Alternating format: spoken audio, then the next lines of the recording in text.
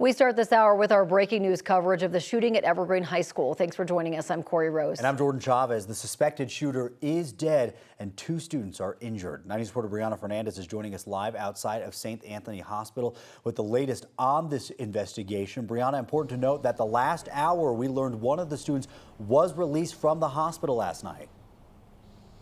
Yeah, and that's a student that had non-life-threatening injuries, according to Dr. Blackwood, who we spoke to about an hour ago. Now, we know that there's a second victim. That second victim still here in the hospital in critical condition, according to doctors here. Now, we actually asked them how they train for events like this. They actually had a training of an event that something similar to this, to a shooting. Take a listen to what Dr. Blackwood had to say. Because these are events that we can't predict and that sometimes they can really overwhelm healthcare systems, we want to be prepared on how we react. So at least a few times a year we do drills to prepare for this. I think there's always a different feeling you get when it's real versus when it's theoretical.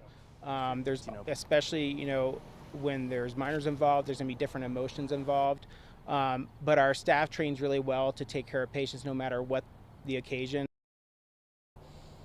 Now, the shooting was first reported just before 12:30 Wednesday afternoon, and according to deputies with the Jefferson County Sheriff's Office, they said that the shooting happened on school grounds at Evergreen High School, but there were scenes both inside and outside of the school building. Now, according to deputies, Evergreen High had no school resource officer at the time of the shooting, but deputies were on scene within 2 minutes and had contacted the shooter within 5. Not only were deputies with the Jefferson County Sheriff's Office so quick to respond to the scene, but hundreds of officers from different jurisdictions who reached out to assist, and also they were there on scene to help out.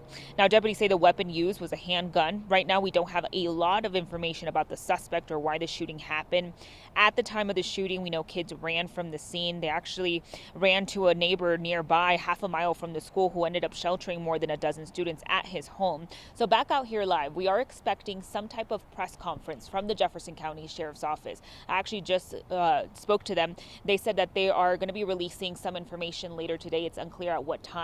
What they're trying to do right now is talk to investigators, get the latest details. According to the Jefferson County Sheriff's Office, they're going to be talking to investigators at 10 a.m. Hopefully, a little bit after that, we can get some details. That way we can pass it along to you both on air as well as online. For now, I'm live here in Lakewood. Brianna Fernandez for 9 News. Brianna, thank you. We will continue following this story, including in the next half hour with our Courtney Yoon, who is live at the high school this morning. You can find more coverage online on 9news.com or the 9 News app. All right, let's give you a live look outside right now at 7:03 on your Thursday morning from our camera over Horsetooth Reservoir out there. Going to be a warm day, but a cloudy morning for you right now as that sun is trying to peek through. Let's send things over to our Katie LaSalle for a closer look at your forecast. Katie, good morning. Good morning to you. Yes, more moisture streaming into Colorado. More cloud coverage this morning here in Denver. You'll find some peaks of sunshine off to our east. That was a live look near Burlington, and mild temperatures out the door. 67 degrees right now. Relative humidity falling. Winds are calm. Your weather headlines. One more very warm afternoon. We saw low 90s officially out at the airport yesterday. Highs will be in the upper 80s this afternoon in Denver.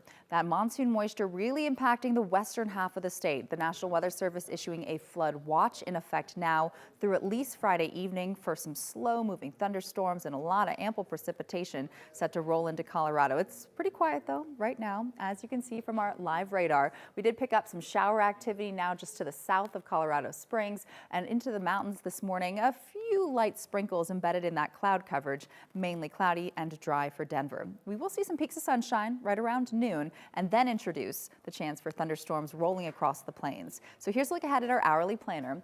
By 11 o'clock, 81 degrees will warm to the upper 80s by 2 p.m. As we take you through our front range futurecast, some light lingering moisture off to our west, clearing skies by midday. Storms develop in the mountains. Best chance here for the metro area of seeing some wet weather right around the evening commute. So after 4 p.m., those thunderstorms making their way across the plains. Risk of severe weather is low, but brief moderate rainfall, gusty winds the main threat today. We also have the chance for thunderstorms tomorrow. Details in your extended forecast. Katie, thank you so much. Right now, we want to get you out the door with the traffic impact drive, and it sure has been a busy Thursday morning commute across our area with several main interstate crashes coming and going, and some still working as we speak, like this one. If you're getting ready to travel on eastbound I-70, if you're making your way from the Genesee area in toward the Golden Morrison area, right around Lookout Mountain, we still have a crash working on the left-hand side of the interstate, and we still only have that far One right lane open and moving, so that is definitely causing delays for us this morning. Looks like we've got a couple tow trucks out here, so we're getting close to the clearing stages at least. Now, much improvement out here if you've been joining us for a while this morning. Eastbound I-70, we had a crash between Dumont and Idaho Springs on the eastbound side of I-70 as well. I'm going to step out just so you can see it fully moved off into the shoulder, so we at least have a little bit more traffic open and moving as far as the lanes are concerned this morning. Travel for you at I-25 and 23rd. We still have the wreck in that far right shoulder. And then as you make your drive along 225 northbound in Alameda, we've got a crash that did move off into the shoulder, but we're still seeing delays this morning. Let's take you over to our map really quickly. This Alameda crash we were just looking at from CDOT. It did cause backups to about Parker Road this morning. We have southbound 225 delays as well. This is where that Dumont and Idaho Springs crash is. Delays almost clear because, again, it's moved off into the shoulder. And then a heads up for any RTD riders. The B line, they're dealing with a signal problem, so shuttle buses are replacing the train between Westminster Station and 41st. All right, thank you, Erica. The Colorado Springs Police Department has arrested Colorado State Patrol Trooper Luke Zellman. He is charged with sexual exploitation of a child and is being held in the El Paso County Jail. Zellman joined the patrol in 2014 and transferred to Colorado Springs in 2017. He is now on administrative leave as the investigation continues. This morning marks 24 years since 9/11. This is a live look right now at the Red Rock stair climb that honors the lives lost on that tragic day. Firefighters are going to climb the equivalent of the 110 stories, which represents the height of the towers. That's about 9 times around the amphitheater. As the climb gets ready to start, we're going to talk with one of the organizers of the event next.